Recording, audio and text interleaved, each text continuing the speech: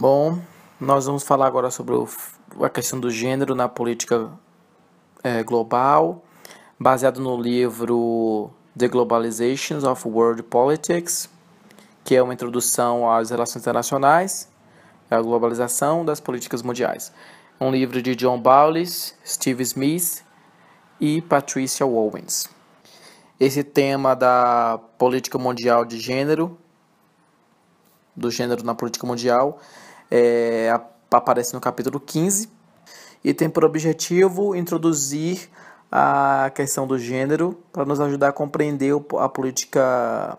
a estrutura da política mundial a partir de uma definição de gênero pautada pelas feministas,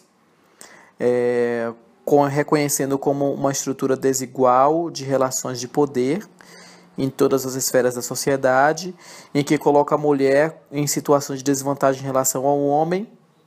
E o foco do capítulo é traçar perspectivas dentro do campo da segurança e da economia global para examinar a questão da masculinidade, por exemplo, nas guerras e na segurança nacional.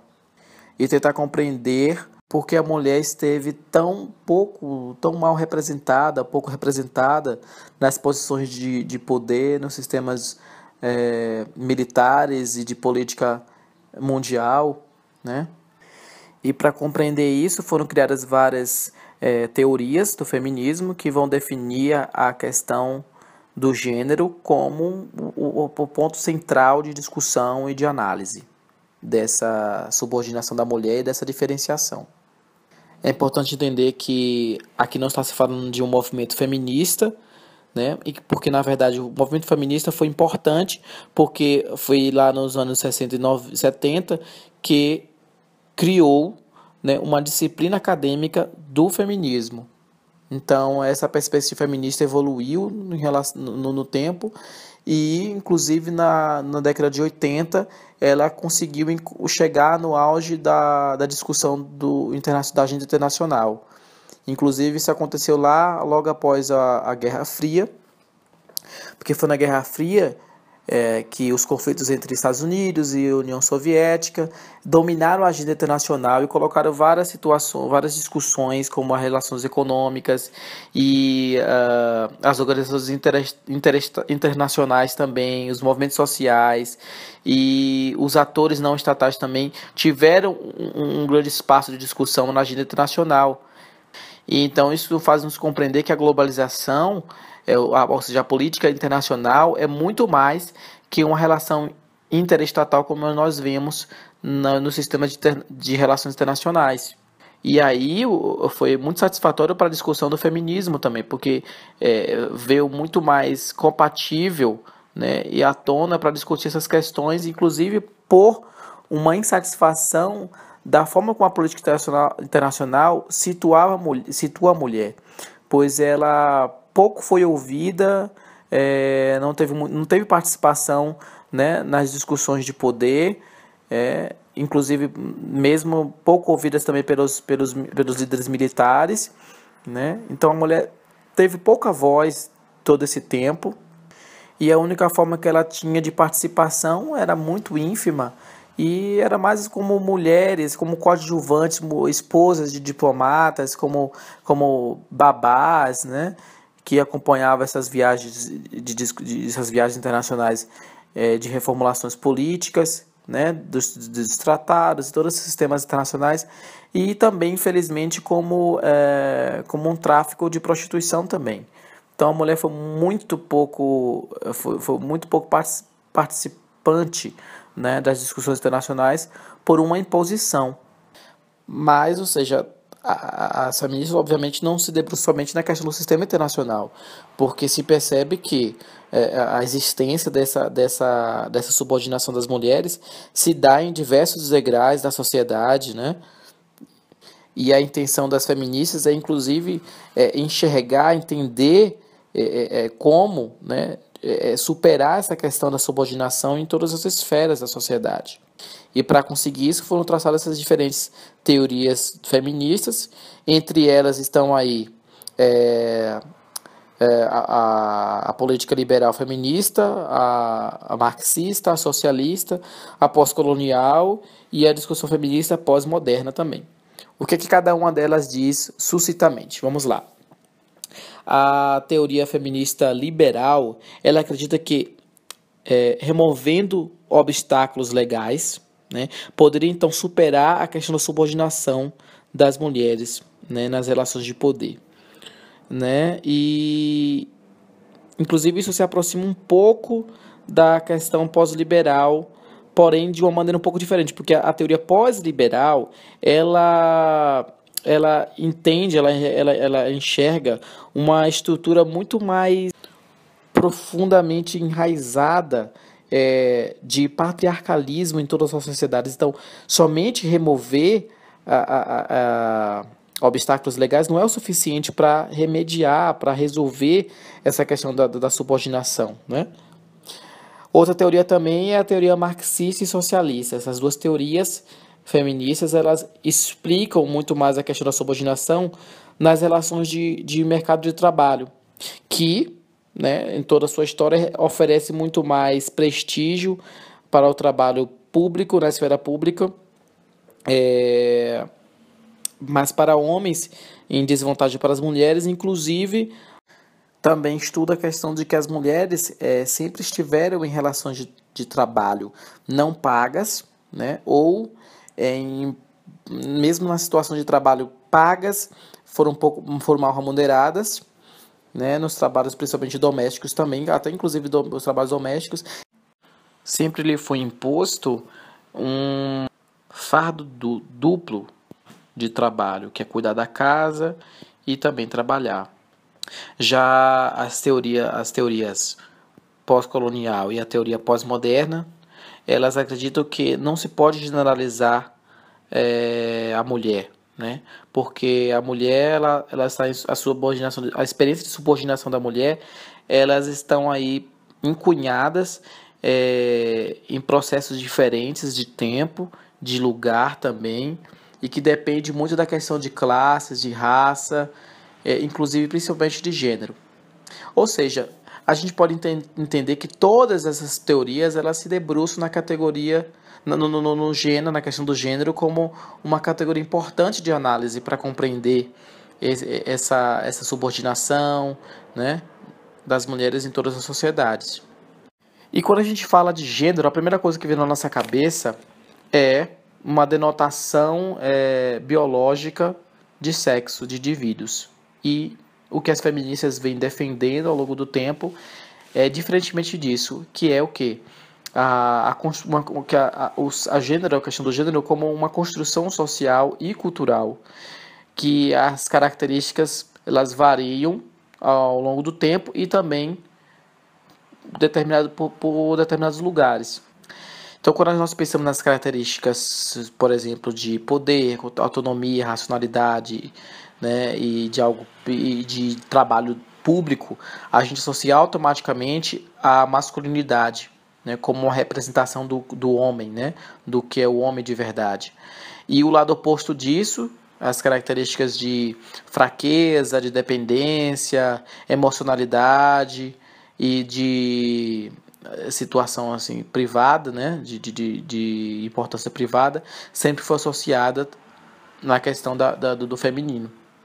Então, os estudos provam que essa diferenciação, na verdade, não tem muito significado assim, porque mulheres e homens eles têm capacidades positivas de valor para cada uma dessas características igualmente. Então, essa definição de masculino e feminino, ela é muito relacional, muito relativa. E que, na verdade, um depende do outro para essa significação. Em outras palavras, o que o sentido de homem de verdade quer representar aí não é uma situação de que as mulheres são inferiores, os homens são superiores, mas sim como uma característica do social, da construção social não biológica, de particularmente todas as posições de poder. O que justifica porque a maioria das mulheres que conseguem aspirar a posições de hierárquicas de poder, de alto poder, né, enfim, de posições altas, elas sempre se comportam como homens, né? Ou seja, com essas características que são atribuídas aos homens.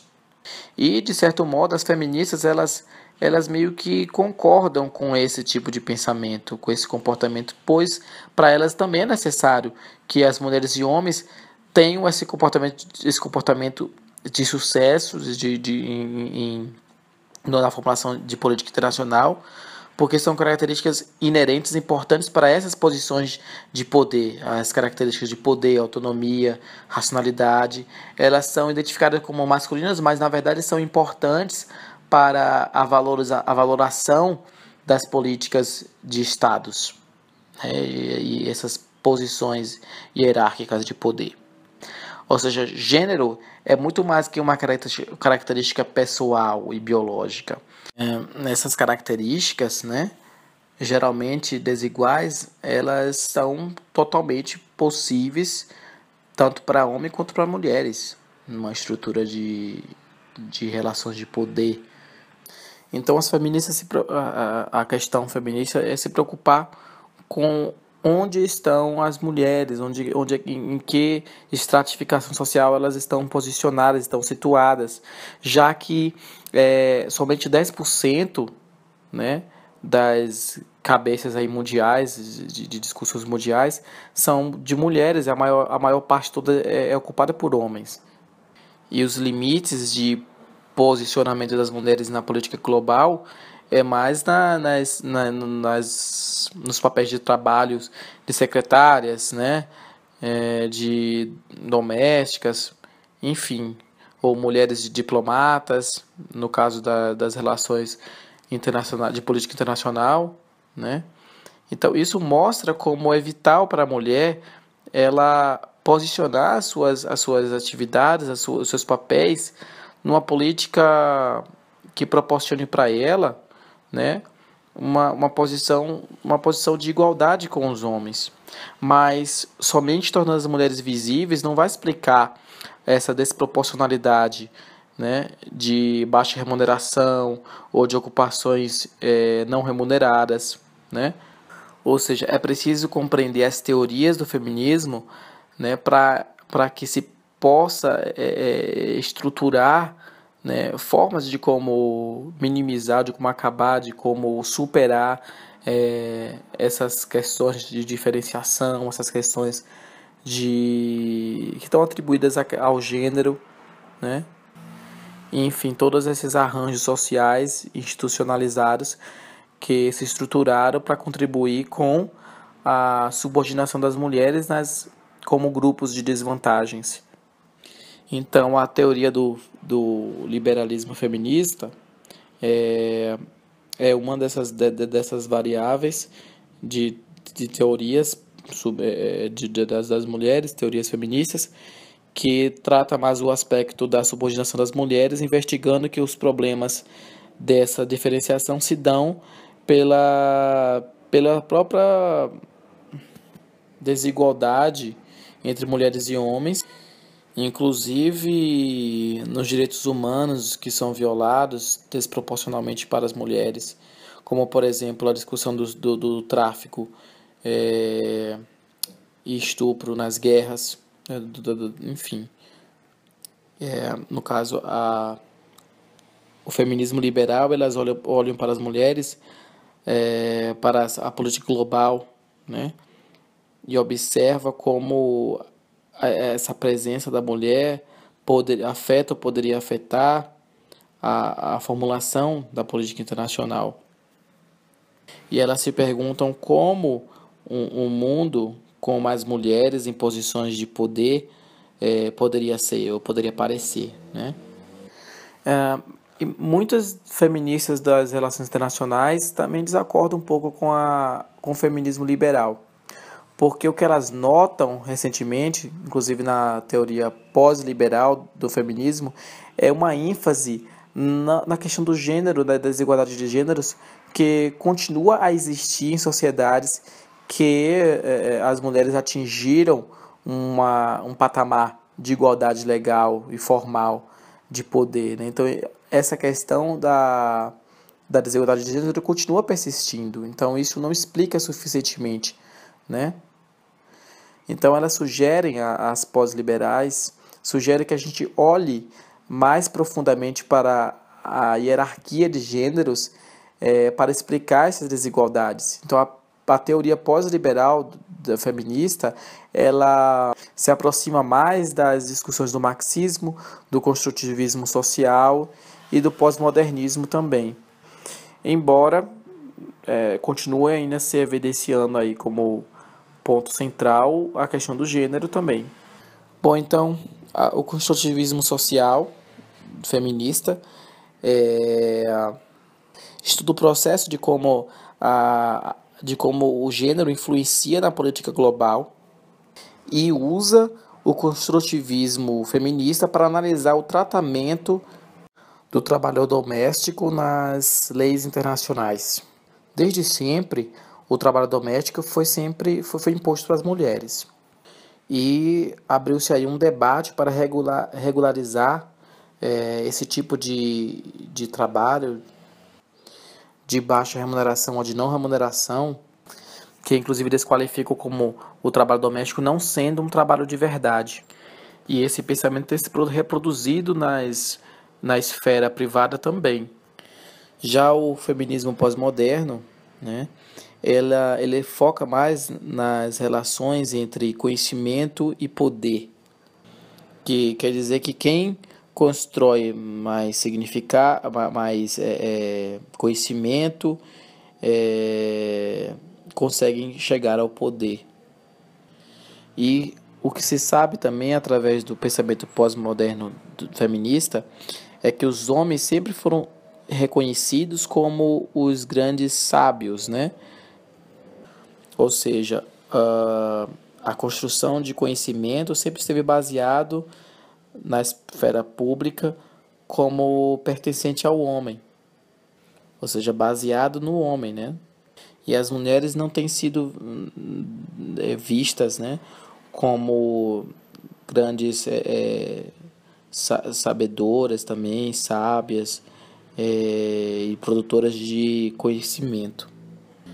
E isso também implica no fato de que a sociedade é conduzida mais por homens do que por mulheres.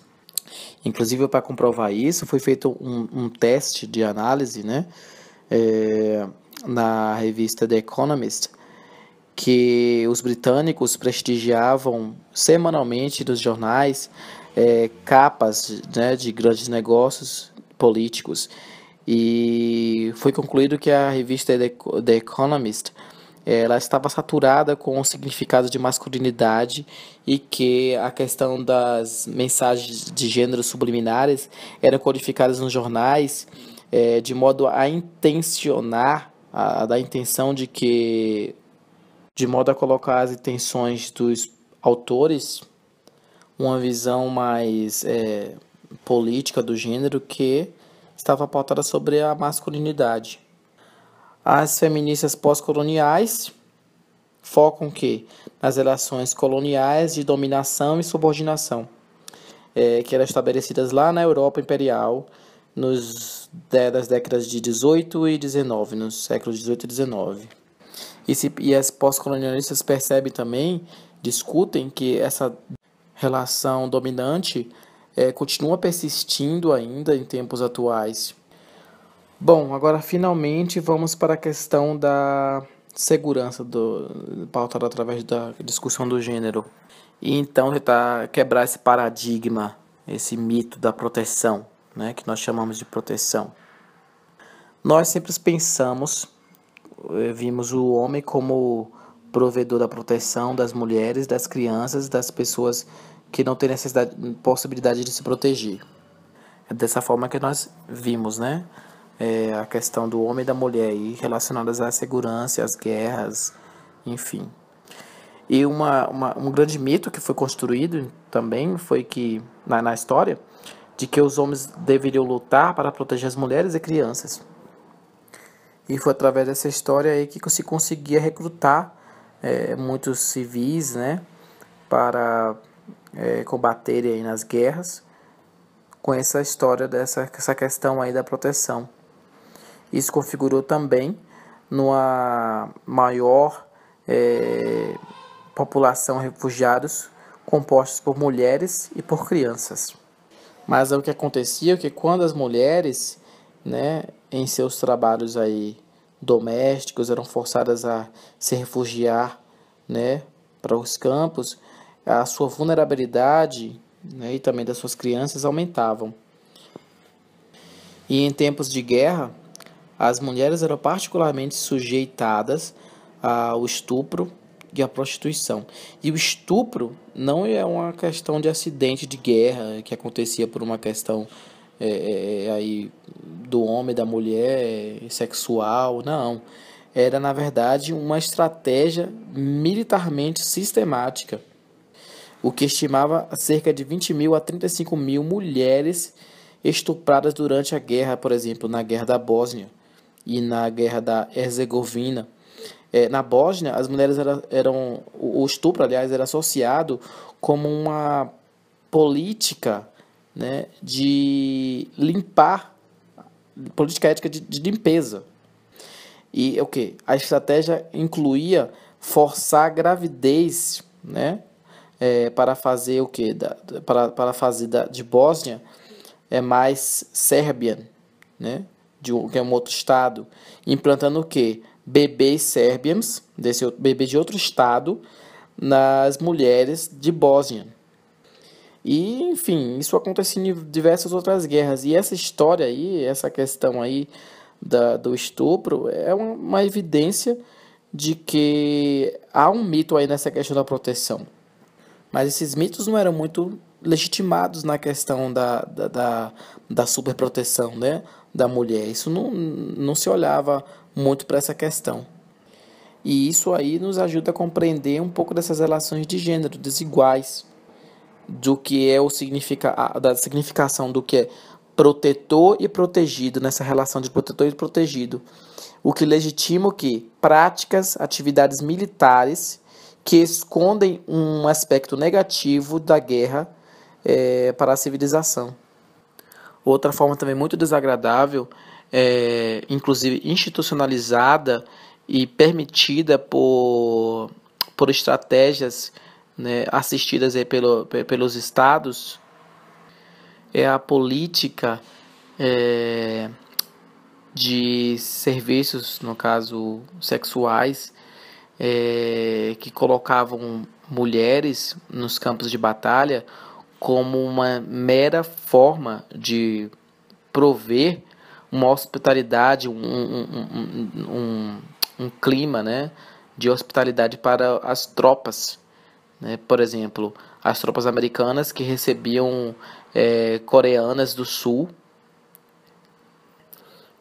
permitidas inclusive pelo governo sul-coreano, né, que faziam esse tipo de acordos aí também, né, em nome da segurança nacional. E essas questões não são normalmente consideradas relevantes para a política global, né? Então, esses são mais fatores de que provam como essa questão da segurança, né, dos grupos de necessidade, né, ver uma mulher como fraca, prova que é mais uma inverdade.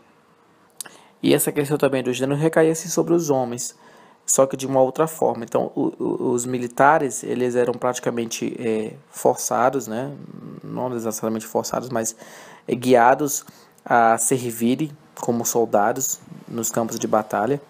E os treinamentos militares dependiam de uma tática pejorativa que consideravam os soldados que não atingissem a capacidade desejada, né, como soldados que não eram homens, que eram mais mulheres. E essa imagem aí estava relacionada ao mito de proteção também. Do que? De que os soldados estavam ali sacrificando-se para proteger as mulheres, as crianças e os grupos de pessoas vulneráveis. E foi com essa tática que foi muito usada para motivar o recrutamento militar. Uma outra também visão masculinizada aí desse processo todo das guerras era o papel da mulher numa guerra invisível, em que o patriotismo, né, que colocava, mesmo em circunstâncias excepcionais, como por exemplo na Segunda Guerra Mundial, quando as mulheres substituíam as vocações dos seus maridos, que estavam ausentes por questões da guerra. Quando a guerra acabava, elas voltavam ao seu posto tradicional de papel, né, de donas do lar. Bom, mas agora que as mulheres foram aceitas no serviço militar de certos estados, mesmo em números largos, a imagem continua ainda sendo muito complicada. A presença da mulher no serviço militar denota uma forte tensão cultural, né, que estava enraizada culturalmente, no que se refere a quem então estaria sendo protegido. Inclusive, isso coloca também em questão uma controvérsia entre as próprias feministas, né, que de um lado umas concordam com o alistamento militar por mulheres e do outro lado as outras feministas acreditam que as mulheres não devem lutar em guerras dos homens. Bom, mas durante a década de 1990, um tempo mais próximo aí nosso, nós fomos nos tornando mais acostumados com essa questão menos militarizada de modelo da masculinidade. Grandes homens de negócios conquistaram o posto de novos heróis do que os militares, como por exemplo Bill Gates, com a corporação da Microsoft, Bill Clinton em 1992 se tornando presidente sem nunca ter servido a guerra do Vietnã. Ele recusou servir a guerra do Vietnã. Então, meio que os Estados Unidos sofre aí uma diferenciação na imagem de masculinidade, que abruptamente volta de novo em 11 de setembro de 2001, depois dos eventos dos ataques terroristas ao World Trade Center, em que mais uma vez se colocou aí o homem militar como o herói. Isso muito pautado pelas televisões, pelos canais de TV aberta, que criavam aquela tensão da guerra ao terror, né, da América novamente em guerra, e multiplicava essa imagem do gênero masculino. Para as feministas, elas veem a segurança nacional de uma forma um pouco diferente, que é com a diminuição das formas de violência, incluindo violência física, econômica e ecológica. E elas explicam que nós vemos a segurança como a base e não como o topo, o que significa dizer que nós iniciamos com a segurança de indivíduos ou comunidades mais do que com a segurança do Estado e do sistema internacional. E esses gestos aí têm sido vistos como uma forma de fraqueza e não de um interesse nacional, o que contribui aí para uma visão deturpada de inautenticidade da voz da mulher nas questões da formulação da política. Bom, agora falando da economia global, do gênero, na questão do gênero na economia global, que existem enormes diferenças, né, de status da mulher, e que elas dependem da raça, da classe, nacionalidade e da locação geográfica. Então são aspectos que vão se determinar por essas diferenças aí. Uma evidência disso é a quantidade de mulheres e jovens que estão em situações de trabalho de baixa remuneração, trabalhando por muito mais horas, uma linha de produção mal remunerada mesmo, e que mesmo que elas alcancem um posto elevado de trabalho, elas continuam ainda recebendo menos que os homens. Não dá para explicar o número desproporcional de mulheres na linha marginal, né, da atividade econômica mundial aí, atribuindo a uma restrição legal ou barreiras econômicas somente.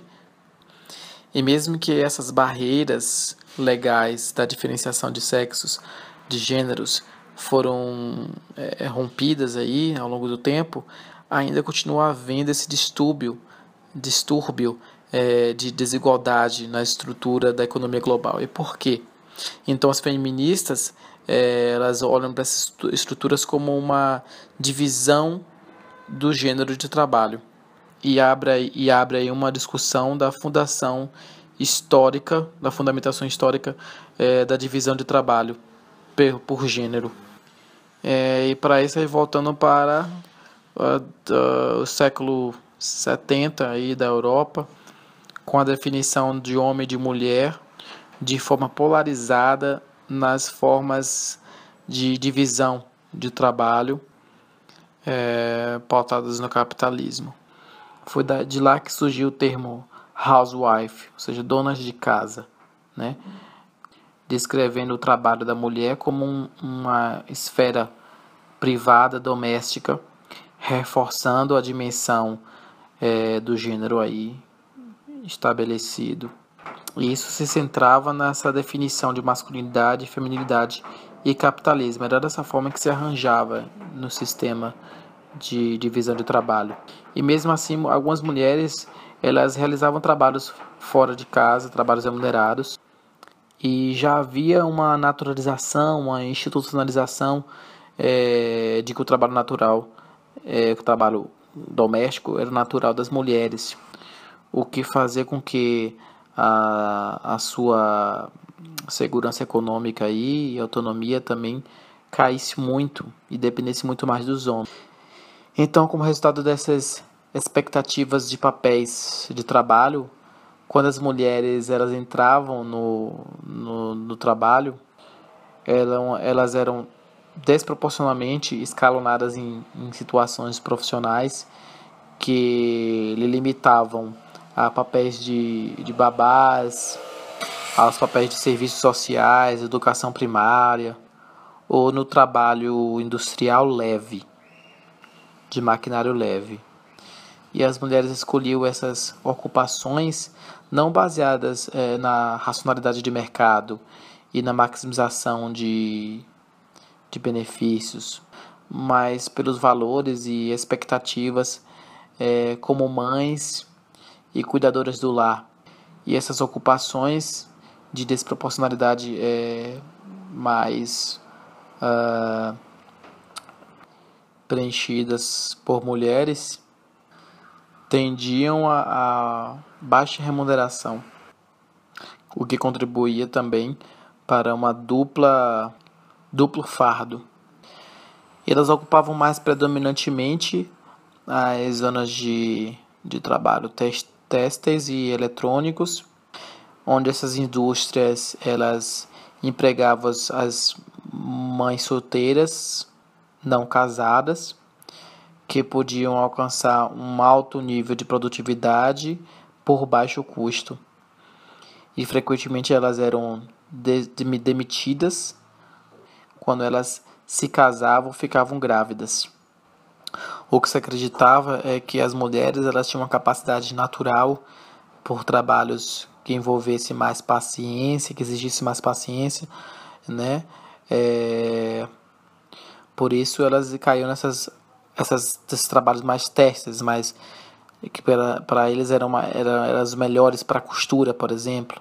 Então as indústrias elas criavam essas situações para eles que eram reflexíveis de trabalho, com pouco benefícios e com trabalho seguro e grande facilidade de empregabilidade e também de demissão. E ainda tinha essa questão aí do fardo duplo, né, de trabalho, da jornada dupla de trabalho em casa e na empresa também, na indústria, na empresa, porque não se via o trabalho de casa como trabalho. E consequência disso é que os homens eles tinham muito mais acesso ao dinheiro, às novas habilidades, às tecnologias. Bom, agora compreendendo, né, essa estrutura do gênero, da desigualdade de gêneros, como ela contribui para a subordinação da mulher, nós podemos examinar, então, como seria as práticas as tentativas de diminuição desses efeitos negativos da estrutura de gênero na política e na economia. E muitos desses sucessos aí se devem à atribuição da mulher aos trabalhos não governamentais e em organizações não governamentais. E também nos movimentos sociais. E foi somente em 1975 que a United Nations, as Nações Unidas, né, oficializou a primeira conferência da mulher na cidade do México.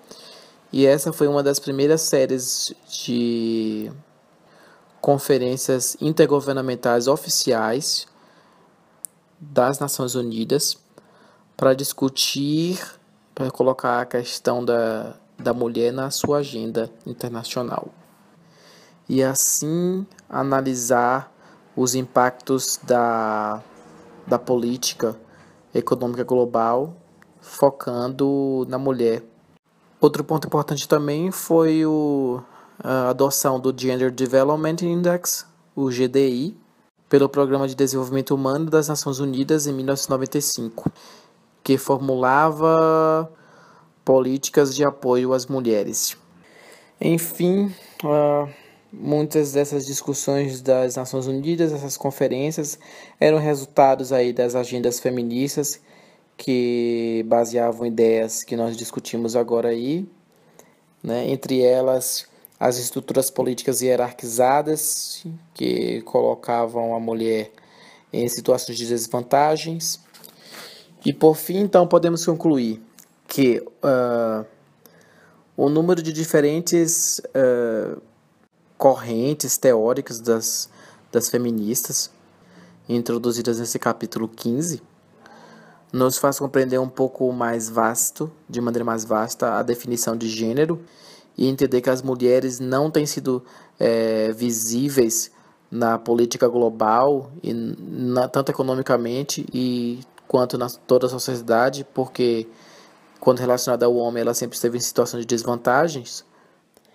E então, a partir dessa base de análise categórica do gênero, da questão do gênero, a gente consegue compreender as particularidades da política global, que especialmente associavam muito mais aos homens e muito menos ou não para as mulheres, o que definia um problema de desigualdade de gêneros, principalmente na importância da segurança nacional.